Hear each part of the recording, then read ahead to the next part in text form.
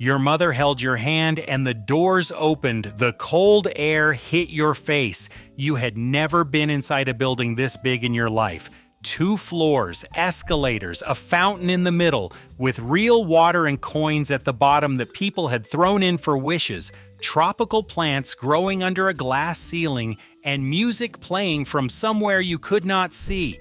You were 7 years old, and this was the mall, and it was the most beautiful place you had ever walked into. Before we dive in, hit subscribe and drop a comment letting us know where you're watching from. You have to understand what it meant the first time your town got a mall. Before that, there was Main Street. There was the Five and Dime, there was the hardware store and the dress shop and the drugstore with the soda fountain. You went from one place to the next, and in winter you froze between every door, and in summer you sweated, and the parking was on the street. Your mother carried bags from store to store, and by the 3rd stop she was tired, and by the 4th she was done. And then they built the mall, and everything was inside. Everything was warm. Everything was connected. You parked once and you walked. The floor was clean, the lights were bright, and the air smelled like perfume from the department store and popcorn from somewhere down the corridor, and new carpet that had never been stepped on. It felt like the future had arrived in your town, and your mother squeezed your hand and said, "Stay close because this place was so big you could get lost," and part of you wanted to get lost because every direction looked like something you had never seen before. The Woolworth's lunch counter was where your mother took you first, not the department store, not the toy section, the lunch counter. Your mother had been shopping all morning. She needed to sit down and you needed to eat. The Woolworth's counter had 22 stools in a row, and every one of them swiveled. You climbed up. Your feet did not touch the floor. The woman behind the counter knew your mother by name. She said, "What will it be today, hon?" Your mother ordered a turkey plate and a coffee, and you got a grilled cheese and a root beer float. The float came in a tall glass with the ice cream rising over the top and the root beer fizzing around it. You drank it through a paper straw that got soggy by the bottom third. You did not care because that stool swiveled and you spun on it while your mother ate and talked to the woman behind the counter. Nobody told you to stop spinning. Nobody told you to hurry. Nobody was waiting for your table because there was always another stool. Woolworth's had 1,950 lunch counters across America in 1964, more locations than McDonald's. They were serving more meals in more places than the biggest fast food chain in the country, and nobody thought of it as fast food because it was not. It was the lunch counter. It was where you ate when you went shopping with your mother. It was a grilled cheese and a root beer float and a swiveling stool and the woman who called you hon. And now there are none. And you remember the pets. Behind the lunch counter in most Woolworths, there was a pet department, parakeets in cages, hamsters running on wheels, goldfish in tanks, and tiny turtles. Little green turtles the size of a $50 in a plastic dish with a tiny palm tree in the middle. Your mother bought you one for 35 cents and you carried it home in a paper bag, and you named it and you fed it and you loved it, and it died in 2 weeks and you cried, and your mother took you back to Woolworth's and bought you another one, and that one died too, and you cried again, and by the 3rd turtle your mother said maybe we should try a goldfish. But those turtles, every kid who walked into a Woolworth's between 1950 and 1975 stood in front of that turtle display and felt the exact same thing. The absolute certainty that this turtle was different, and this turtle would live forever, and this turtle was going to be your best friend. The turtle never lived forever, but the feeling did. And then there was Sears. If Woolworth's was where you ate, then Sears was where your father went. Your father did not shop. Your father did not browse. Your father went to Sears. He went to the tool department. and he looked at Craftsman wrenches the way other men looked at sports cars. He picked them up and turned them in his hand and put them back and picked up another one. You stood next to him and you were bored out of your mind until he took you to the candy counter by the front door and bought you a bag of cashews and said, "Do not tell your mother." The die-hard battery, the Kenmore washing machine, the Craftsman guarantee that said, "If this tool ever breaks for any reason, bring it back and we will replace it. No questions asked." He believed in that guarantee the way he believed in very few things. He believed in Sears, and he believed that a man who owned good tools could fix anything.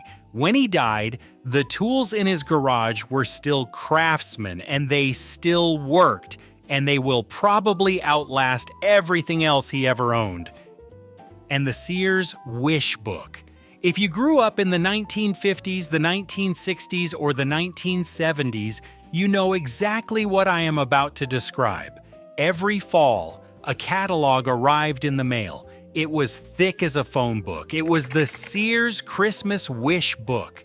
You took it to your room, you opened it to the toy section, and you lay on your stomach on the floor. You circled everything you wanted with a pencil. Everything. The electric train set, the bicycle, the chemistry set, the Easy Bake Oven, G.I. Joe, the Barbie Dream House. You circled so many things the pages looked like they had been attacked by a swarm of bees. You knew you were not getting all of it, and you probably were not getting most of it, but the circling was the point. The circling was the dreaming. The circling was the month between Thanksgiving and Christmas when anything was possible. Your parents had not said no yet.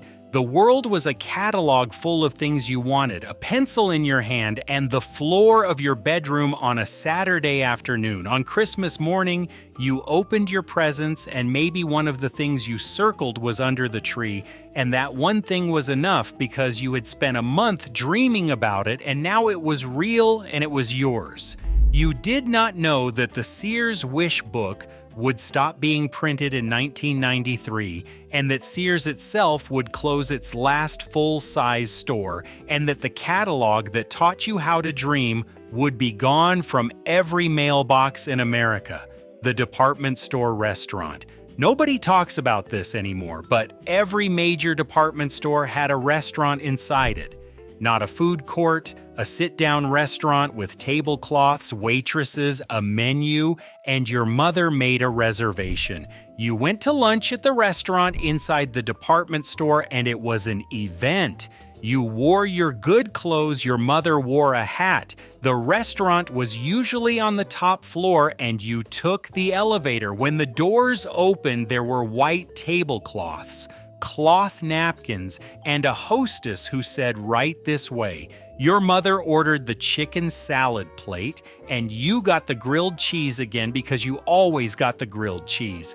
It came on a plate with a pickle, potato chips, and a tiny cup of coleslaw. Your mother drank iced tea and talked to her friend, and you sat there in your good shirt with the collar that itched. You ate your pickle, and you felt like a grown-up because this was a restaurant, not a counter, and you were sitting at a table with a tablecloth and a cloth napkin, and nobody was spinning on a stool. That was the difference. The lunch counter was Tuesday. The department store restaurant was Saturday. The lunch counter was everyday life. The department store restaurant was a special occasion, and your mother's face looked different when she sat at that table. She looked happy in a way that had nothing to do with the food. She was out, she was with her friend, she was sitting in a nice place, wearing a nice hat, drinking iced tea on a Saturday afternoon, and for 2 hours she was not a mother and not a wife and not a woman with a list of things to do. She was just herself, and the department store restaurant gave her that. And the fountain. Every mall had a fountain.